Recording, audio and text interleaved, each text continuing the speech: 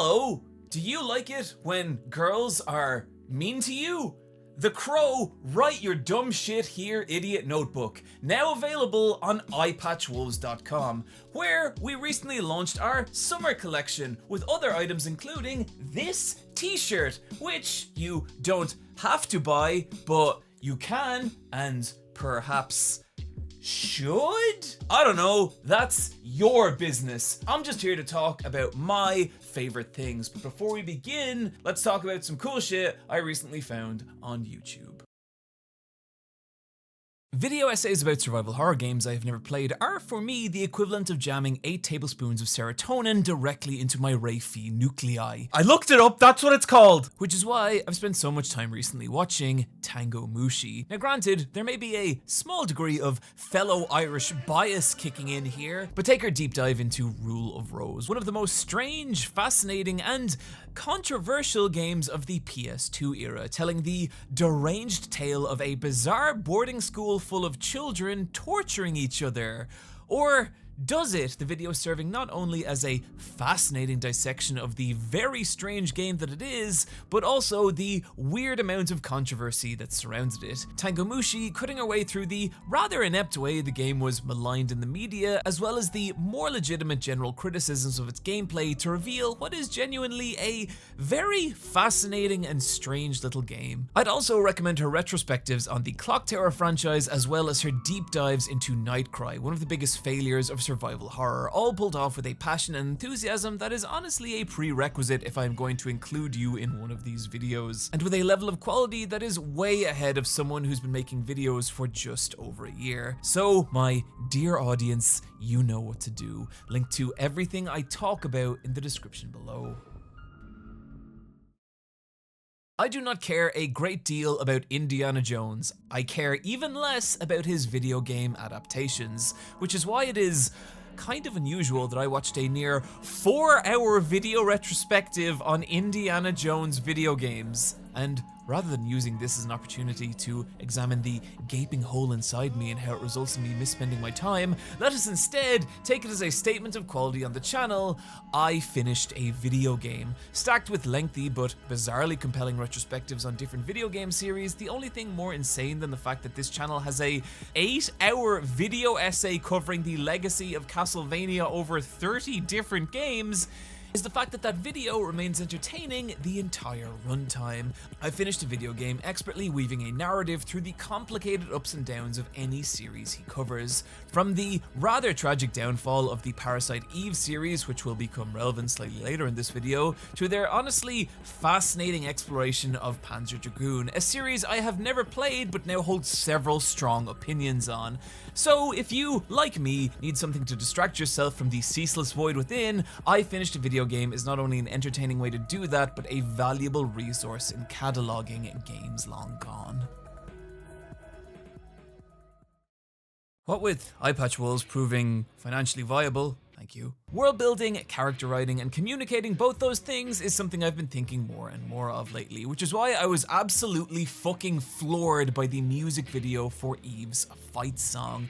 Somehow, in its 3 minutes and 40 seconds, not only dragging you into a massive world of crimson and demons, but telling a bizarrely coherent story to the point that watching it feels like having 12 episodes of anime loaded into the barrel of a shotgun and blasted into your eyes. It's also an incredible example of how a lot of the more interesting animation happening in anime is actually happening in music videos, as well as a testament to how good animation, storyboarding, and art direction don't just make for awesome visuals, but can build universes, characters, and narratives.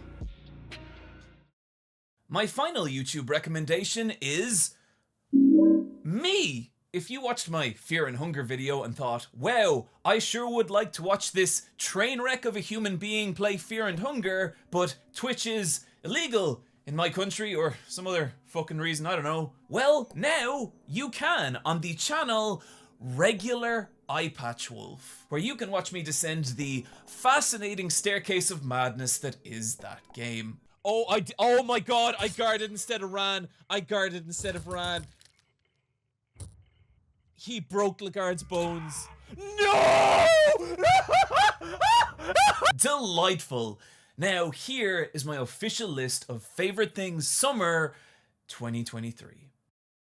To immediately sell a few of you, Lisa the Painful, Yume Nikki, and Earthbound are all games that feel like they have a little DNA in Decarnation, a rather beautifully put together pixel horror game descending into the deteriorating sanity of a French dancer and the, we'll say, unfortunate events that befall her as she sinks into a nightmare reality of her own making. Decarnation is a goddamn gorgeous game to behold, and while I do think better implementation of the video game side of this video game could have pushed it higher on this list, as is, there's still some real beautiful and shocking moments to experience here. One in particular early on in an art gallery creeped me out to the point that weeks later I am still thinking about it. Probably best to check out the content warnings before diving into this one, but for anyone who's willing, there is a beautiful and disturbing world waiting for you, and particularly if you're looking for a video game to offer an interesting experience as opposed to a solid gameplay loop. You enter an eerily silent park, but something is not right. You can feel the eyes of another upon you, and that is when she appears. She's friendly, welcoming even, but though neither of you acknowledge it, you have both just entered a game of death. See, you are a curse bearer and have acquired the specific ability to kill anyone who turns away from you. This woman is also a curse bearer with the ability to kill anyone who, well, that you do not know. And so a subtle battle of communication and deception begins. What is this woman's power? Do you try and befriend her?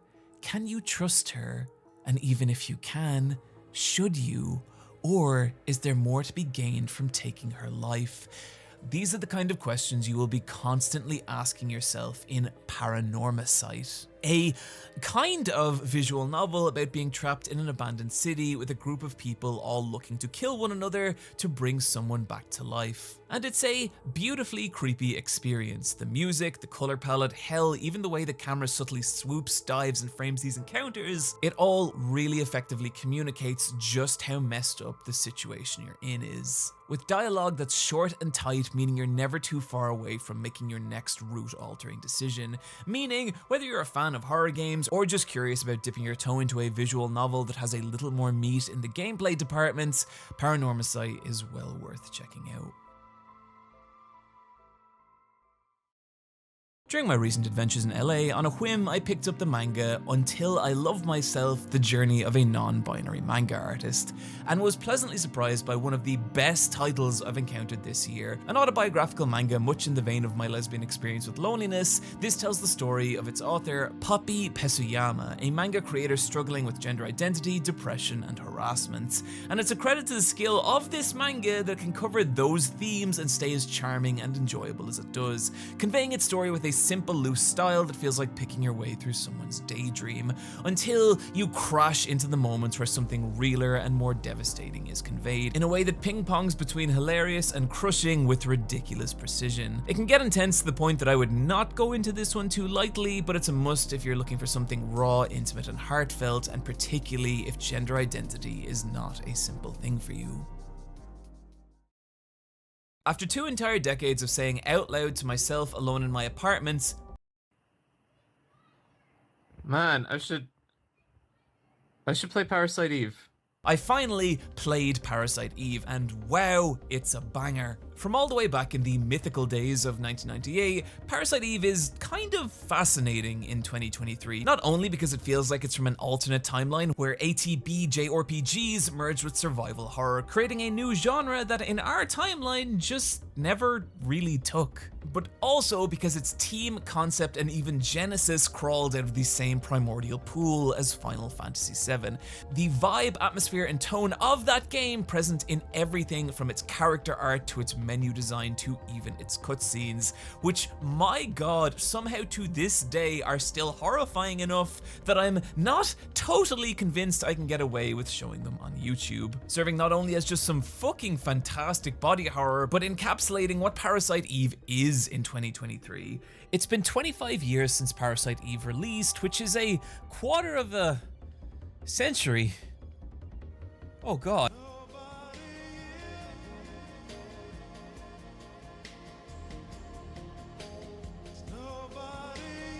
and the game still looks, feels, and sounds fantastic. I mean, seriously, just listen to this.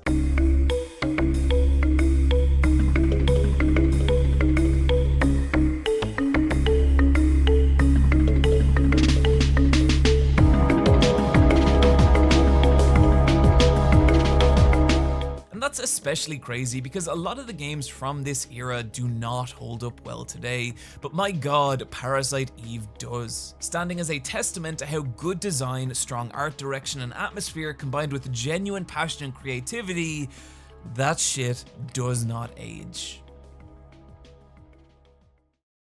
You know those Rube Goldberg chain reaction machines? Well, like everyone, I frequently dream about becoming one of those machines and stopping murders. And if you, like me, share that very normal fantasy, well buddy, do I have the game for you! As Mr. Objection himself, Shu Takumi's Ghost Trick recently got a long-awaited re-release on Nintendo Switch. A game that is tricky to recommend, not because it has any major failings, but because practically every part of it is worth raving about. From its tense, fun, and atmospheric music, to its plot, which effortlessly drags you through one very murdery night, to its characters who have some beautifully simple but effortlessly gorgeous designs, to the writing that turns those designs into ultra-likable characters. Even Missile, the Pomeranian, you know, the breed of dog that is the most fun to watch internet videos of, but least fun to actually be around. But the real success of Ghost Trick is how it takes that concept of being a murder-preventing chain reaction machine and turning it into an intuitive, tactile joy. As you, a ghost, must possess different objects, nudging, rotating, and sliding your victims out of harm's way in a fiendish collection of murder puzzles that many people swear is Shu Takumi's best work. And if you want to find out just why that is, there will literally never be a better time than right now. This next recommendation is problematic in that it deals with multiple portrayals of abuse, deeply unhealthy relationships, and themes of unaliving oneself. And if any of that feels like a reason not to get into it, you should follow that instinct. However, for someone like me who sustains himself on misery the same way Winnie the Pooh sustains himself on honey, I inhaled every goddamn page of Boy's Abyss. Kind of like a trashy soap opera taking place in Silent Hill, this is the story of a town, a place that is written less as a location and more a spider web that people get caught in. It's different residents trapped by responsibility, by family, by guilt, by their own pasts. That oppressive atmosphere beautifully conveyed by its ethereal, somber panels, where characters are just left trapped in these spaces around them, unable to move on, and that is a theme I find infinitely relatable. Less so because I never moved out of the city I grew up in, and more so because of my own memories' inability to let me move beyond certain times and events, no matter how long it's been,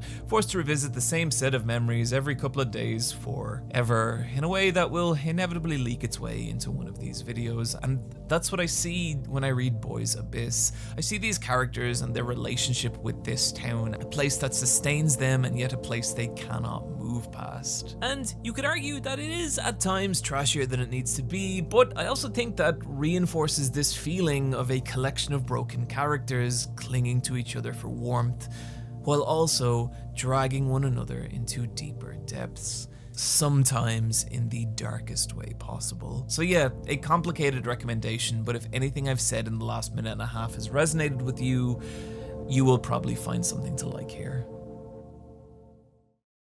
I find crawling through a new season of anime a logistical nightmare of attempting to gauge how much I am enjoying the show I am currently watching versus the potential amount I may enjoy the next show on my list, creating a constant anxiety within me I find deeply uncomfortable. Which is why I'm so grateful when a show tells me to shut the fuck up, sit the fuck down, and watch 13 straight episodes. That is my experience with Heavenly Delusion. Fuck man, this show, I had a feeling I'd be into it as soon as I saw the beautifully simple character designs that forgo the hyper-complicated detail of a lot of modern anime in favor of allowing for some beautifully expressive animation. Seriously, the blend of visual styles and just feel of different animators leaving their fingerprints all over this one is such a joy joy to behold, even having the balls to animate one single shot like this. That's fucking dope. And drew me into this world before the story ever even had a chance to wrap its tendrils around me. Although wrap its tendrils around me, it did. I am beginning to regret this analogy. Its narrative broken into two separate plots. One telling the story of a group of ambiguously gendered children raised/trapped in a mysterious school, and the other, two characters making their way across a post-apocalyptic Japan in search of heaven. How or even if these two parts relate, I shall leave up to you to unravel. But it's the latter that makes up the majority of its story, and I'm so glad it does, because I fucking loved hanging out with Kiriko and Maru. The post-apocalypse making for a simultaneously joyous and somber backdrop for the awkward, complicated, but ultimately intimate friendship they share. To the point that it doesn't matter what they're doing, whether it's idly chit-chatting as they fall asleep or spending half an episode trapped up a pole by a mutant bear. The mere act of spending time with these two is compelling. Your investment in them making each of the sci-fi fables they encounter fraught with tension, as both they and you are constantly trying to gauge the threat level of each new character, location, and scenario. Some of it from the disturbing monstrosities that now roam Japan, and a lot of it from good old-fashioned humans. Which leads to the only caveat I'd layer this recommendation with. There are moments later in Heaven's Delusion that are absurdly cruel. And having not read the manga, I don't know if the story can justify their inclusion, but that warning in mind, I fucking love this show, and it's the current frontrunner for my anime of the year.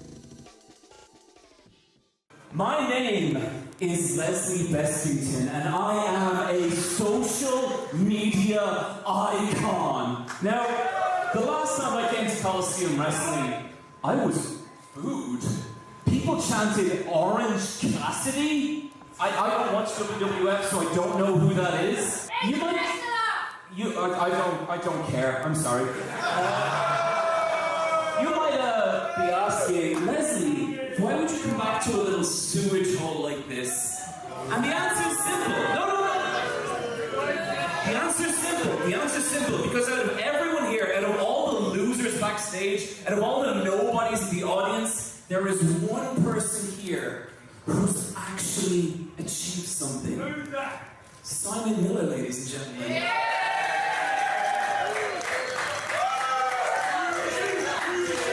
This man has 122,000 Twitter followers. Isn't that amazing? Now, it's not as much as me. It's not as much as me, but it's still impressive. It's still good. You guys like Simon Miller, right? Simon, these people do not care about you at all. And I'm going to show you exactly what I mean. You guys like ups and downs, right? You like ups and downs? Yeah. Do you guys like Wizard in the Sky? Yeah? What's your favorite Simon Miller match? Oh, do you not know? Can you not think of one? You're not a wrestler to these people, Simon. You're a novelty. And the moment you come close to greatness, the moment you come close to a title, they will turn on you, they will call you an imposter, they will say you shouldn't be here. And that's because you're like me, Simon. You remind them of everything they will never be. So Simon, they say the child rejected by the village burns it down for warmth. Let's say, give this little contract to read, and we burn this industry to the ground together.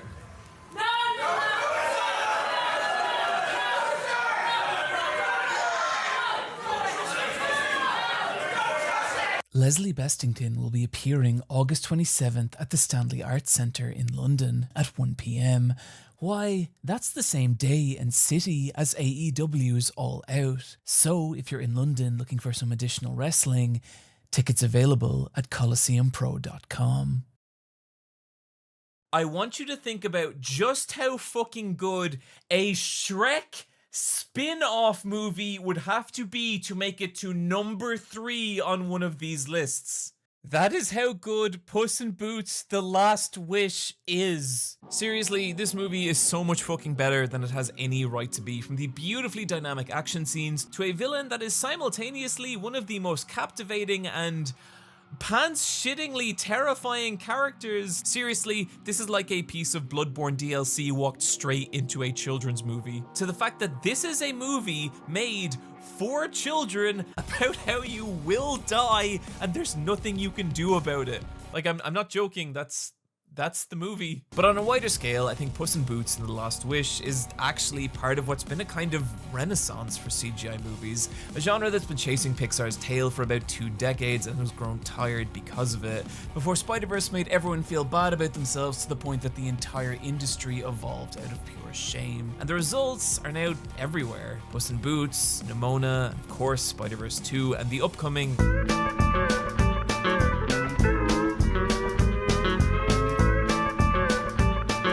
So maybe this spot is actually just CGI movies in general, but don't let that temper the recommendation of Puss in Boots in any way. This movie fucking rules, and I guarantee you will be shocked by just how good it is.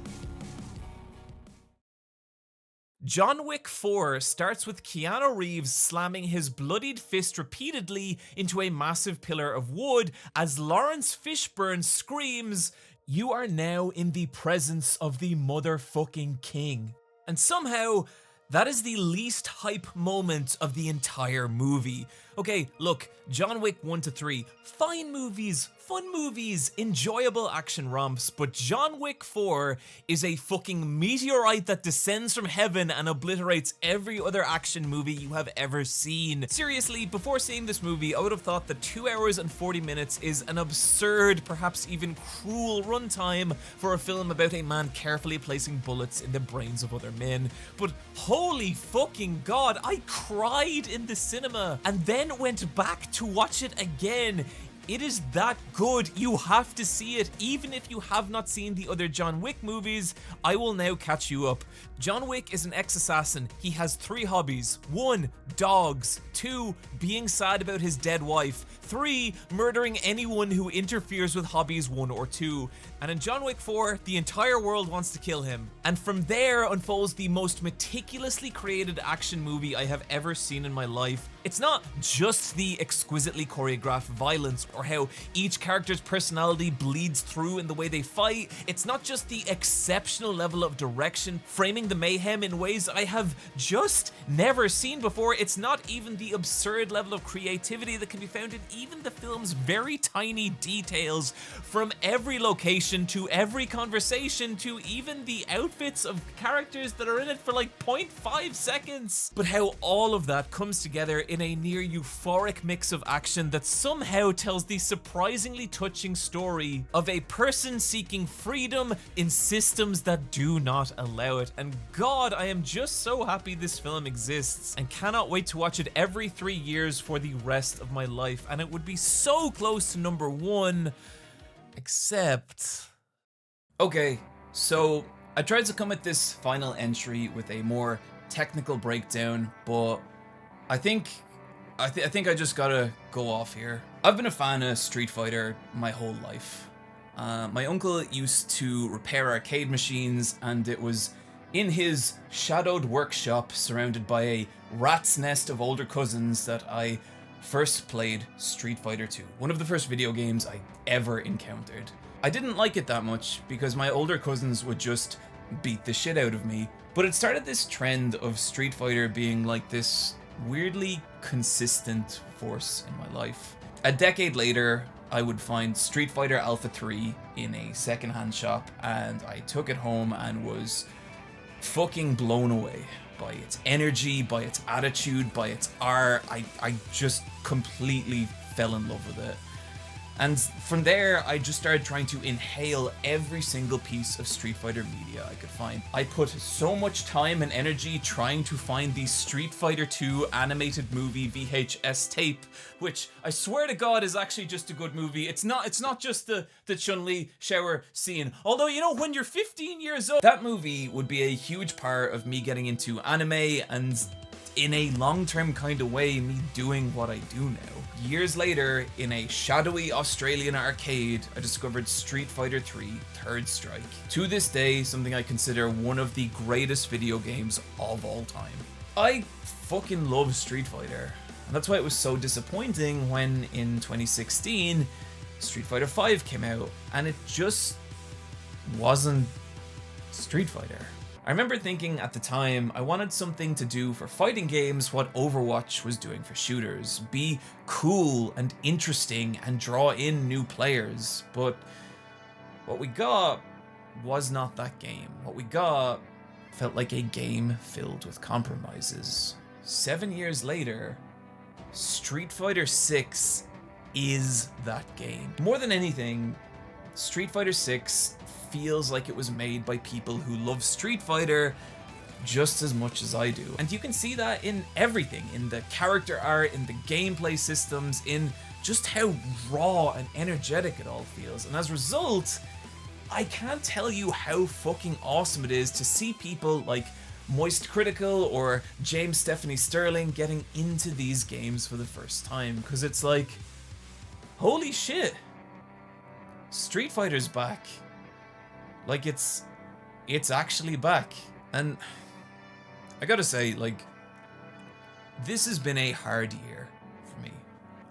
There's been disease and multiple complicated life scenarios that, honestly, I just don't want to get into. But when I think of the moments with media that let me escape that, it's seeing Manon's critical art for the first time. It's bodying people so hard with Marissa online that they rage quit, completely unaware that I am going to take that footage and show it to hundreds of thousands of people. You hear that? Grant in Gold League who plays as Cammy? How can you protect everyone when you can't even block my Gladius? It's losing to my friend Sean at a party in front of all our friends, but I was drunk, Sean! I was too drunk to be playing competitive Street Fighter! So yeah, life is hard, but good art can be a reprieve from that. And that's why I love Street Fighter 6. That's also why I make these videos. Thank you. As ever, I want to thank everyone who supports the channel, either with merch from eyepatchwolves.com or the beautiful wolf pack over on Patreon. Special thank you this week to Champ Says Trans Rights, Amy Atkinson, Billy Mustache, Thorn Drool, Scuba Ghost, Maisie Raven, Andrew, the champion of Flavortown Pitman. Find me as ever streaming on twitch.tv/super Eyepatchwolf, or the backups of those streams on the channel regular Eyepatchwolf, as well as on Twitter @Eyepatchwolf. Friends, take care of yourselves, and I'll see you next time.